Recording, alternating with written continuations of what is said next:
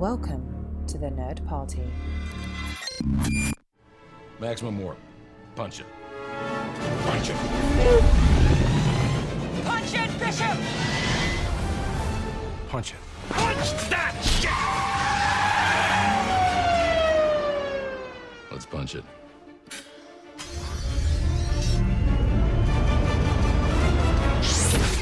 Hello, everybody at home, and welcome. This is Punch It, Writing in Star Trek. I am your co-host, Tristan Riddell, and with me, as always, is... Charlene Schmidt. Charlene Schmidt. So today, we took a week off, but we're coming back with Fury, and we actually, for those of you who don't follow us on Twitter or Instagram or anything like that, we have some exciting news about our own personal lives and how you and I have interacted in those personal lives. What happened last week?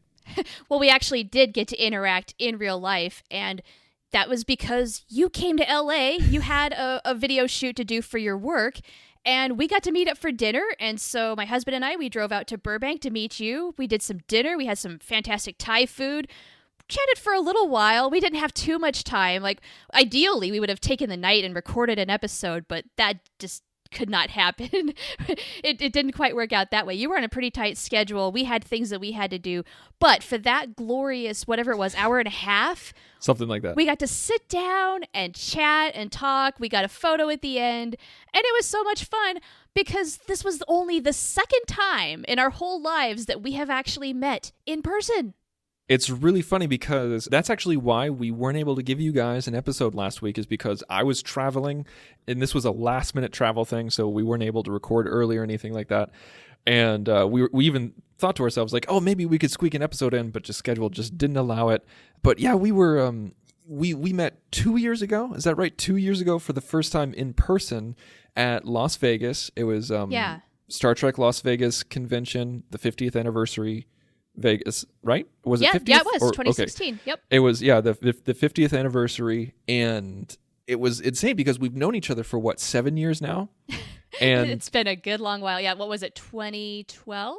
somewhere around in there. And we were, like you said, it's the second time we met in person, and it's just so funny because we text each other every day or every other day and talk to each other video chat wise at least once a week, and it's so interesting because we know each other so well and we're such good friends, but we've only been able to reach out and feel each other's presence twice in our entire friendship. Right.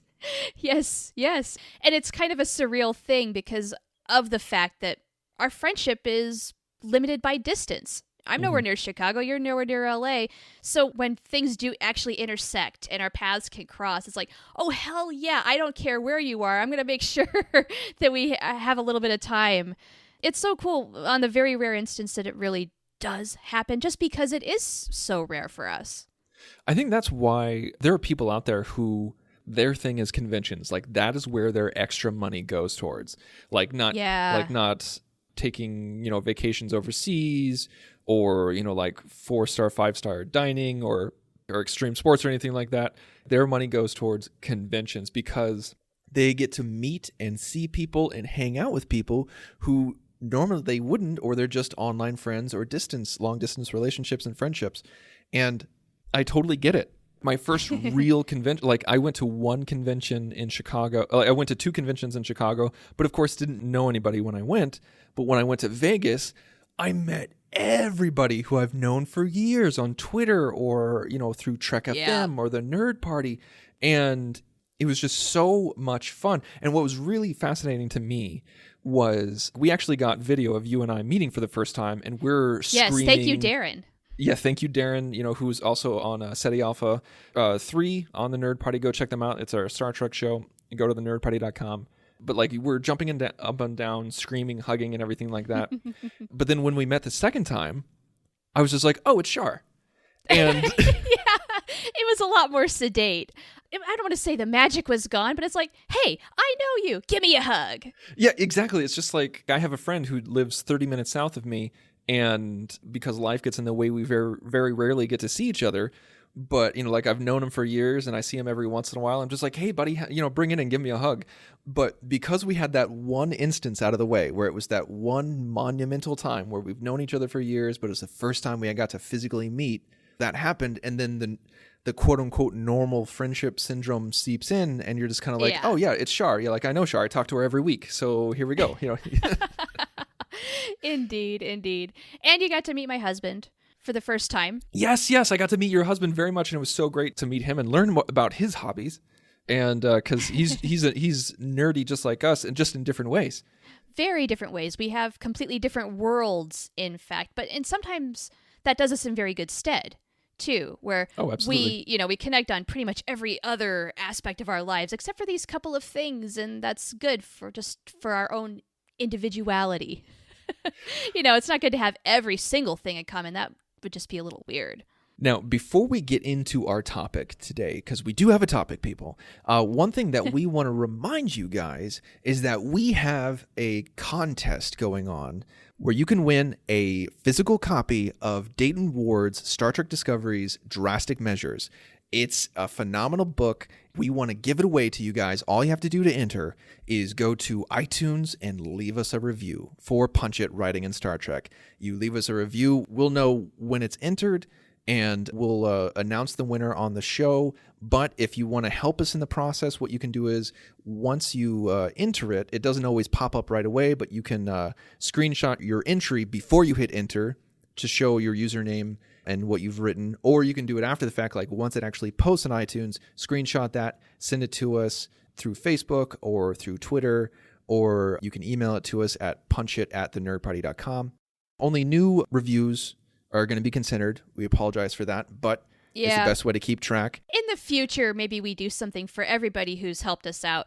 But I'd love to do that. But for this particular moment, we want to generate some new blood into the iTunes reviews, because it takes 2 minutes of your time, but it really helps us out spreading the word about the podcast and whatnot. And especially if you do the whole thing where you screenshot and share it on social media, that's going to generate more publicity for us for the contest. But then it also helps us reach out to you if you're the winner.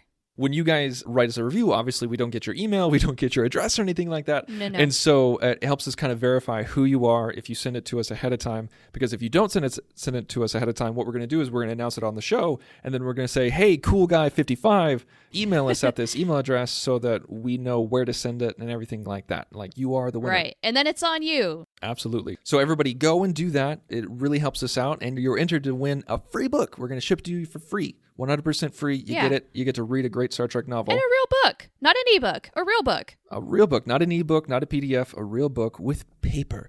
And because we were off last week, we didn't think it was fair to you guys to not get another notification. So we're extending it a week. We're going to go up until probably on or around April 19th. Is our release date, but we might, announce at the next show. I don't know. It all depends. It's going to be no sooner than April 19th is when we're going to announce it. We'll give you more concrete deals a little bit later. But the point is, right now, you've got a little more time. So if you haven't put in a review, now is the good time. Just pause this and do it right now. Do it while it's on your mind. All right. So topic today, we're keeping it kind of loose, we're keeping it kind of free. You and I were texting, we're just like, what are we going to do, what are we going to talk about? And we haven't done a good character story in a while where we've written it on the fly, and so I think today would be a great day to do that. And I have nothing prepared. Zilch. Yeah, the only thing that I want to maybe pitch in terms of an idea is I would love to do a story about a character. And I don't have an idea for which series, but I just want to give a character that didn't get enough love some love. It's interesting that you put it that way, because the only thing that I was going to mention was over the weekend, I did a Star Trek question of the day. Yeah, you did. That was so cool. Thank you. Where I asked the public, hey, what's a character that didn't get the love that you wanted or didn't get the story arc that you were expecting when you started the show? And I got a lot of great answers, like Zial, Guinan, Travis Mayweather, all very obvious choices. But one character that I got more than once, actually more than a couple of times, that I was kind of surprised to get was Tuvok. Yeah, you know what? Tuvok does get overlooked a little bit especially when the show becomes the Janeway Doctor and Seven show in the later seasons. But does he? Because I always felt very fulfilled in my Tuvok journey. The thing is he has some very good lines, but I don't know, how much do we really know about Tuvok? Really? I feel like that we know a lot. I feel like we got his backstory when he was growing up and he was struggling with logic as a young man, and like his love for an obsession for another woman. We know all about his kids, all about his wife, and it's just, I don't know. Like we know about his experiences as a parent. A little bit. Yeah, I wouldn't say he's the richest character, but No, okay, so we no, know a few no. things. Are you saying that we should do a Tuvok story or we shouldn't? Well, really, like it's. Are you trying to bringing it up- segue? I'm bringing it up because I wanted to get your opinion on that, because I could easily be wrong. Maybe it's because I love the character and like I kind of soak up his episodes when we get them. Maybe I'm a little skewed here. Maybe I'm a little ignorant of what other people are feeling. So if you feel that way, and I love the character and I'd love to go back to Star Trek Voyager for this week. Oh, okay. So you want to do Voyager? Yeah, I think if you want to go with Tuvok, I think let's go with Tuvok. Okay, I have no problem doing a Tuvok story. Let's do that. Okay, fantastic. Okay, so we're going to go do a Tuvok episode. That's all we know. So we'll get out the whiteboard, scrub it down a little bit. So with Tuvok, it does, just because we're doing a Tuvok story doesn't mean we have to do it between seasons 1 and 7 of Voyager. We could go, I was hoping we wouldn't. Yeah, we could go before he gets on Voyager. We could go, when he's infiltrating the Maquis. We could go when he's at the Academy, when he's a young man. We could go post-Voyager when he gets home. Yes. Now, okay, refresh my memory. Did we or did we not do a story where we wrote Tuvok's basically his initiation into the Maquis, where he gets in with Chakotay and his ship? Did we do that way back onto the journey several years ago, or am I completely making that up, and is that something else entirely? No, we did. I remember that now. Good. Yeah, I never am sure anymore. I read so many things like fanfics, and then you've got the novel verse, and then all the things that we've done, and it's all sort of this weird jumble in my head canon. I was going to say, it was like we have 720 or so episodes of Star Trek, and we have, hundreds of novels, over a dozen movies, 190 episodes of To the Journey, and 65 episodes of Punch It. That's a lot. You're gonna get things screwed up. But we did do an episode of his initiation into the Maquis. We made him a total badass. We did. It was a really good story. I want to go back and listen to remember that now. So I think we should avoid that. Let's do that. Post-Voyager, I think, is good, ripe, fertile ground for some sort of story. Now, in the novel verse, which of course we don't have to adhere to whatsoever, I'm just kind of saying it as a factoid, an anecdote. In the novel verse, I do believe that he's the first officer on the Titan. Really? So it says right here that he was not the first officer of the Titan. I got that wrong, but he was on the Titan in the novels. Like currently, he's the tactical officer and second officer of the USS Titan. But according to the STO timeline, Star Trek Online, the video game, he's the captain of USS Voyager. So, yeah, he's a commander in the novels and a rear admiral in the STO. Huh, okay. Clearly, I have not read the Titan novels. I'll just flat out say that. Speaking of which, though, SETI Alpha 3 very recently did an episode where they wrote a pilot for the Titan series, which is awesome. People ought to check that out. Yes, everybody needs to go and check that out. Go to thenerdparty.com, select SETI Alpha 3, and you can find that episode. It's great. Everybody should check it out. Yeah, that was really cool. I need to pick up the Titan books. For one thing, Captain Riker, hello. 2 thumbs up from this guy. I knew that, yes. But yeah, some good stuff there. So Tuvok is on the Titan. Do we want to go with that, or do we want to do our own canon? Let's do our own thing. I mean, like, if he winds up on the Titan, that's fine. But so you want to do post-Voyager. Like, how about we start...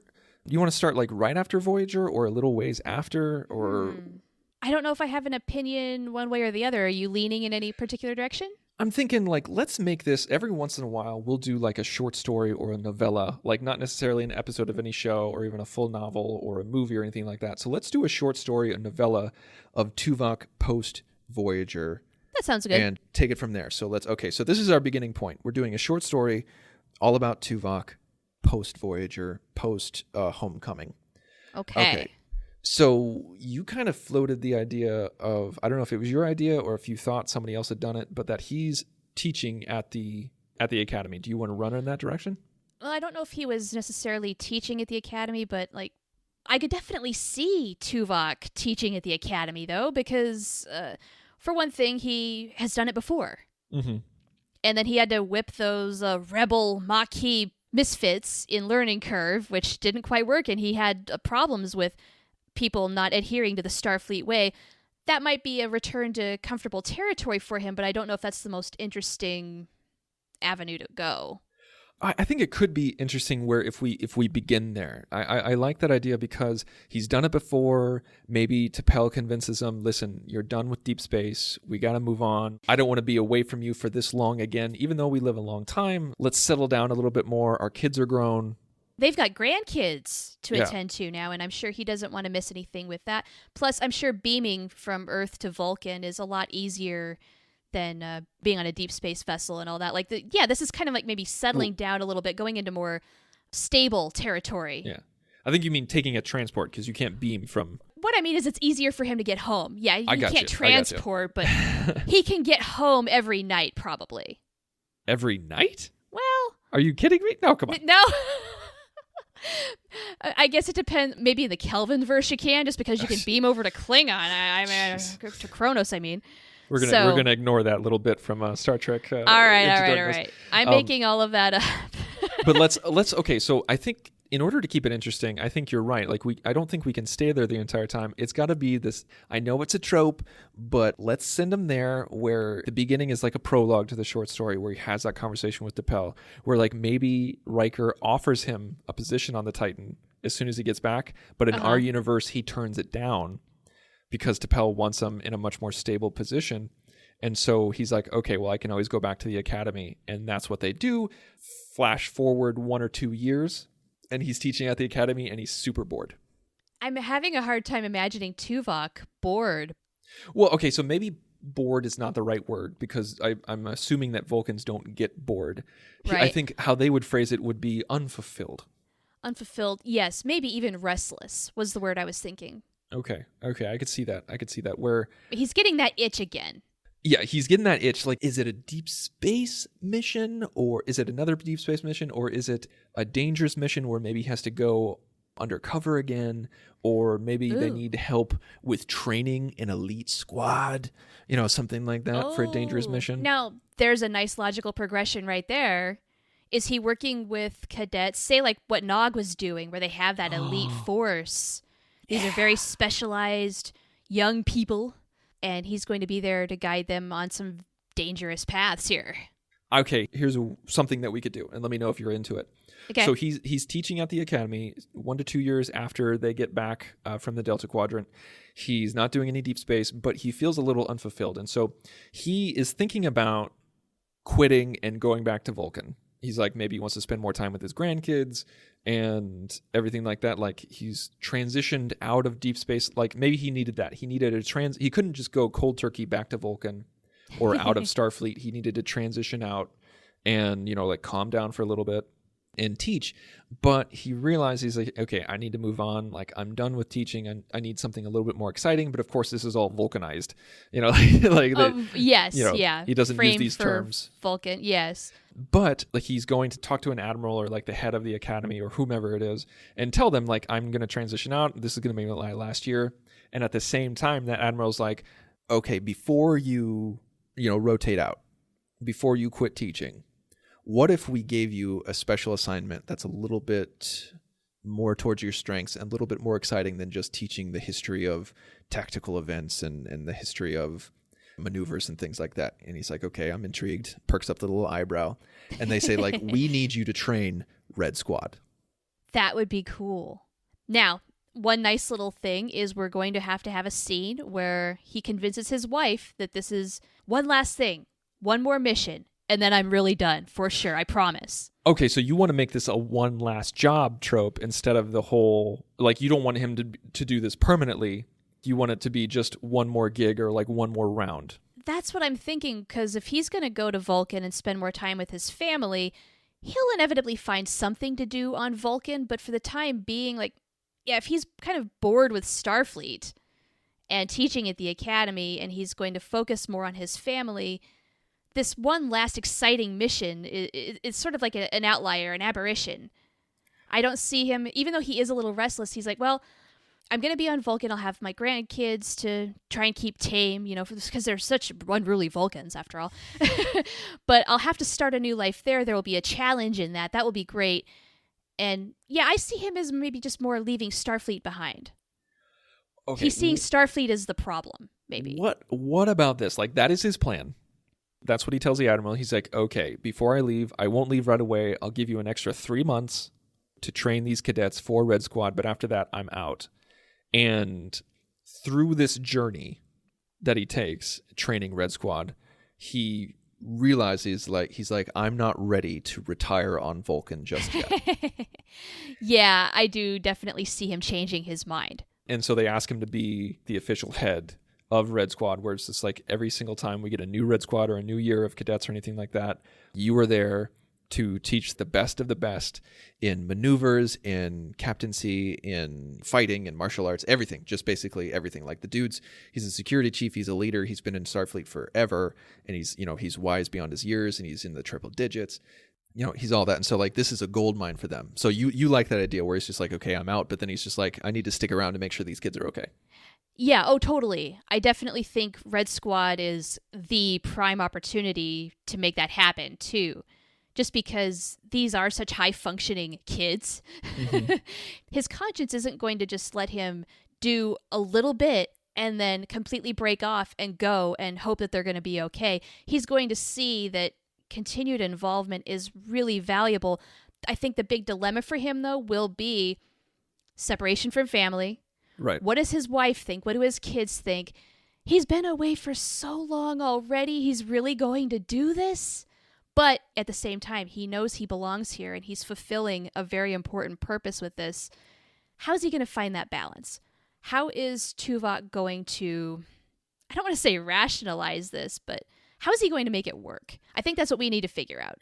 I think before we get into the guts of the story, like at the purpose of Red Squad and their missions and everything like that, and the reason why he comes on board, I think we can solve a couple to kind of jump to the end where he decides, listen, this is amazing. They need me. I feel fulfilled. I'm going to do this. T'Pel, we can stay on Earth a little bit longer. I think how he can justify it is by living part-time on Earth as well as on Vulcan, because the nature of Red Squad is fluid, where it's not an everyday job, where like you train intensely for maybe 3 to 6 months, but then you have 6 months off or something like that. That's perfect. That's perfect. He'll train for 6 months, go back to Earth or Vulcan or wherever, and be with his family for 6 months. That's the compromise that they make. Yeah. Or maybe it's even like a school year thing where he trains during the school year and during the summers he spends it on Vulcan, and because you can totally do that. Like something along those lines. So instead of living full time on Earth and just going to Vulcan for high Vulcan holidays, he actually says, he's like, no, I'm going to be a snowbird, or like I'm going to split my time half and half, something to that effect. This kicks it in gear where he tells the Admiral, yes, I will do this, but I'm not going to be here every month of the year. That makes some sense. That's cool. And maybe at the heart of the story, compromise is kind of the theme. I like that. I like that a lot. So that's our overarching thing. That's ultimately what helps Tuvok kind of come to a resolution to make everything work, make everybody happy.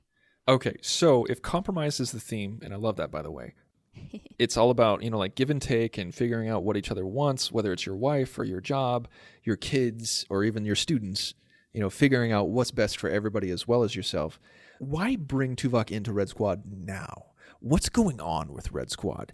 Are they used for a mission? Is it a very important mission? Is Starfleet doing something stupid? Like, are they abusing these kids? Not literally abusing these kids, but like, are they abusing the purpose of these kids? Like, are they using them as like a Section 31 type deal where because they're young and they don't know any better, they can get away with stuff? Or do we not make Starfleet nefarious because that's so, blasé and prosaic? But what's the reasoning? Like, why bring in Tuvok now? That's a good question. Well, we kind of saw with Nog's storyline that not everything was completely good with having these kids under so much pressure. Right. Maybe they're finding that this program, maybe it serves a good purpose, but maybe it's just not functioning in the way it was initially envisioned, and they need somebody to maybe smooth this out and make it beneficial for the people in it instead of breaking them down and giving them problems and setting them up for I don't know. No, I like you're going on a great track. I love this. Okay, so we know that like whenever we've seen Red Squad, crap has hit the fan. Where when we saw him in TNG, somebody died because of a starburst maneuver with Wesley. And when we saw him in Deep Space Nine with Nog, the USS Valiant was destroyed and tons of kids lost their lives. And so maybe this is just like a small section of what has happened to Red Squad over the years. And so they come to Tuvok and they say, listen, this program is not working. Some people want to get rid of it. Some people say it needs to be revamped. Some people say we're not taking the kids far enough. Tuvok, we need you to completely redo the system from the ground up and figure out what's best, not only for the kids, but for the program, but for Starfleet and the Federation. And so he sees it as a challenge. Because he's a teacher and because he's a decent Vulcan, he wants to take care of these kids and not abuse them and their talents and their intelligence, even though they are the best of the best. He's like, he doesn't want to treat it like the military anymore.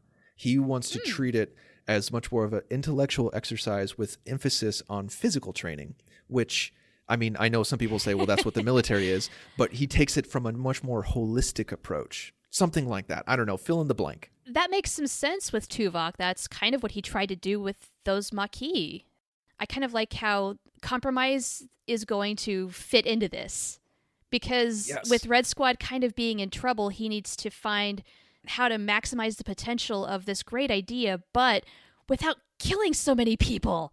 And setting maybe they've had a couple of Red Squad members who have gone on in their careers. They started really stellar, but because they were under such high pressure at such a young age, their careers have fallen apart. You kind of see that with really high-profile college football players. They go to the pros, and then their careers just collapse. All of that. All of that. I love this train of thought. Like I like the compromise where I would love to see Tuvok kind of go at it from a much softer approach. But I mean, he's still Tuvok, so he's going to be hard as hell. But it's going to be, of course, it's going to be hard in a different way. You know what I'm saying? Yeah, he's going to have to develop these kids in a healthy way. They might intellectually be incredibly smart. Emotionally, they might not have the intelligence to be dealing with the things that they're facing. And maybe that is where that holistic aspect is going to come in. He's going to help it all come full circle. I think that's a great idea. And for anybody who is actually in the military or was in the military, obviously I have no idea what I'm talking about when it comes to military training. But with this specifically... Gilfus, please help. Gilfus will always help us. Yeah, Philip Gilfus, who's also on SETI Alpha 3, he'd be able to tell us, like what kind of approach... I'm sure there's many different approaches, but for the purpose of this discussion, we're just kind of doing broad strokes. But my wife and I watched a documentary series, and I couldn't tell you for the life of me what it's called. It was just a couple of days ago. But it was about how Adderall has penetrated our college campuses like crazy. Where so many kids are taking Adderall because they feel like it gives them an edge in studying. It doesn't increase their intelligence, but it increases their focus. And so, like all these kids who don't have ADHD are taking ADHD medication, and it's screwing with their personalities. It's screwing with their dependencies. And so many kids think, okay, I'm just going to do it during finals because life will get easier once I get into the workforce. Well, surprise, surprise, life doesn't get easier when you get into the workforce. It only gets harder. And so we have all these 25-year-olds, 35-year-olds, 40-year-olds taking Adderall in their jobs just to stay above the rest or compete with the best. And so what if something like that was happening within Red Squad, where because Starfleet was asking so much of them, they were actually taking pharmaceuticals in order to stay the best of the best? Oh, I like it. Kind of like this hidden drug epidemic. And Tuvok is the one who finds out. Okay, so he's going to discover it. He's not going to go in addressing it. Yeah, he's not going to go in addressing it. He discovers it along the way where maybe he's seeing some irrationality pop out. At first he thinks that, it's just because, they're not used to his teaching style, or maybe he's missing the mark on some things. But logic isn't working in this situation where he's just like, this doesn't, we see him and he goes to T'Pel, or he goes to a colleague, or he goes to a friend. He says, this just isn't working. I don't understand. I do this and I do this, and logic dictates that they should react this way or this way. Some people are saying, hey, not everybody reacts that way to logic. Not everybody reacts logically. And he refuses to believe that. He says, he's like, no, there has to be some other factor that I'm unaware of. Well, this goes back to learning curve once again, where he was thrown for a loop with people who would not just conform to his little view. So maybe introspectively he's thinking, oh God, it's happening again. How do I change tactics? I've been around humans for a lot more. I know that they're not the most rational, but this is really irrational even for humans. Right. He still knows something else has got to be up. This is not normal for human behavior. And, of course, there's got to be some aliens involved, and maybe he's seeing the same pattern. It's affecting them the same way. And so that's kind of Detective Tuvok kind of has to come in and realize this is not just a human thing. This is a Red Squad thing. That's very important, that it's not just a human thing, because we're going to see, maybe we'll see some other Vulcans on there. Maybe we'll see some Bolians, or, like, hell, we might even see some new Ferengi or Klingons. Who knows? What if there is a Vulcan that is acting really irrationally, and, like, he goes in, like, thinking maybe, oh, you're about to go into Pon farr, and they have to have that uncomfortable conversation. Maybe that's how he discovers it, where it's, okay, it's not Pon farr. What is it? I like that idea. I'm a little wary of that because that feels a little too inside baseball, where like it takes a Vulcan to know a Vulcan. I don't know. Like I kind of want it to be, here's why. And you can tell me no, shut up. I like it, Tristan. But like okay. I kind of want him to discover it not just in one individual, but like discover a group of them, so we know that it's not just one bad egg. Where we discover where it's just like, boom, this is a group problem. I want him to like walk in on something, or discover like these people, blah, blah, blah. Or maybe like there's one person who refuses. What if we turn that on its head? What if it's one person who refuses to do it? And I like this, where maybe this one person isn't quite measuring up to the majority of Red Squad, and this poor person can't figure it out. They're giving it their all, but everybody else just seems to be edging them out. Mm-hmm. And we don't know why. Maybe this person is showing great leadership skills, great intelligence, but yet their physical stamina and their endurance is way lower than the rest of the crew. Yeah, like abnormally unusual. Yeah. And then we find out that, I don't know, like we find out something where like he or she tried it for a little bit and then stopped, and so he's going through withdrawals. I know, like something like that, where like he's the one who he inadvertently exposes the rest of them, but just by his inability to keep up. I think we could go with that, where maybe this person has known about the majority, let's say a good 3/4 of Red Squad is doing, finally caves in, but then maybe there's like this hangover effect where if you don't keep doing it, you are going to crash hard, and then that ultimately is the discovery. That's kind of the tip-off for Tuvok. I feel like maybe, I think we're saying the same thing, but let me add something to it to complicate it or less complicated, I don't know. Where, okay, so this guy's underperforming, but Tuvok hasn't found out what's happening yet. And then all of a sudden, one day, he's just like, boom, he's keeping up with everybody. He's doing this right. He's doing this right. His stamina is there. His test scores are there. And Tuvok is like, wow, you've really turned yourself around. How does that work? What did you do? At first, he thinks it's his teaching, but then that's what causes him to dig a little deeper. Okay. Is this person, shifting around, and then all of a sudden but the thing is, he starts acting wildly different personality-wise from what he used to. Like, so his scores has advanced, but his personality has changed. That's where Tuvok realizes that something's wrong, because with the rest of the crew, they've always been that way, and that's the only way that he's known them. But and now this guy's just falling in line. And this person's just falling in line, and maybe he has a special connection with this student, with this cadet, and that's what kicks it off, where it's just like, okay, you've improved, but you've also changed in a bad way, and that's what starts the Tuvok investigation. I like it. Okay. I also love the idea where maybe Tuvok has taken this particular student under his wing, sees the potential in this person, and wants to give them a little special attention to see if some extra one-on-one is ultimately what's going to bring this person to the top. And no, it's ultimately just the drugs. Right. And so like he feels like he's failed as a teacher once he finds it out, and that he's failed this individual because they were trying to live up to Tuvokian standards, and maybe he even threatened to wash them out if they didn't improve. And so that's when he realizes, once he discovers all of this and he exposes it and he moves forward and he reports and everything like that, he realizes that he was a part of the problem, where he was pushing these kids so hard, specifically this one kid, by holding them to an unrealistic standard, that when he went in to change things, he realized that he was also just stepping in line with the rest of Starfleet, and pushing these kids too far. And that's what makes him realize that he needs to stay. He said, he's like, this is going to take longer than 6 months. This is going to take longer than 3 months or however long. I need to revamp the system. Now that we know that drugs were involved, pharmaceuticals were involved, we need to change the psychology of it, the pharmacology of it, the physicality of it. I can't just expose this and then walk away. Right. That's great. That makes perfect sense as to why he can't leave. He wants to help fix the problem, because you could just say, "Oh, let's dismantle this program. It's not working. It's a big, huge problem." But Tuvok says, "No, this is fixable, Right. and it can do good, but we need to do better by our cadets." And I think, and then he goes and he talks to T'Pel and have a heart to heart. And then that's when he says, he's like, okay, I'm going to do this, but we're going to change the hours. We're going to give them time off to focus on their studies. Like they're going to do this, they're going to do that. And when that's happening, I'm on Vulcan, and then everybody's happy. He realizes that he needs to compromise his teaching techniques, and he also needs to compromise his career goals in order to spend more time with his family and his grandchildren. Yeah, he's got to take time for him too. There you go. Which, I mean, that's not a very Vulcan thing to think, but sometimes the needs of the one do matter. Absolutely. I think this is a good story. I think we can wrap it up there. Yeah, Red Squad did steroids. That's ultimately what we did here.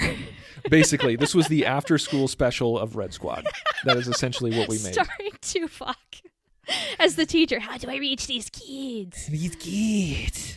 Oh my God, we did that. We totally did that, and I didn't even realize it for 40 minutes. Oh, I did. The moment I said drugs, I was just like, oh my God, this is the after-school Here special. we go. Oh, well. This is the Dare episode. Just say no, kids. But yeah, so I think this could be named Compromise. I think that we love our one-word titles. That is what the story is. It's compromise. So fair enough. Let's not overcomplicate it.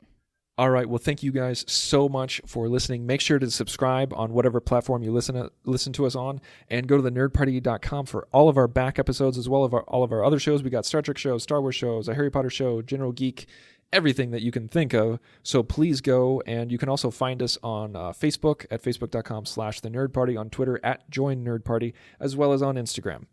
Remember to go to iTunes, write us a review.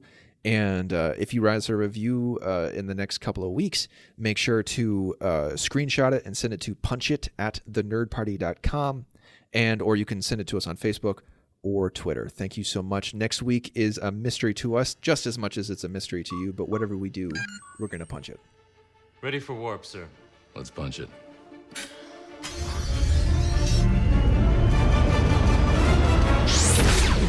Join the revolution. Join the Nerd Party.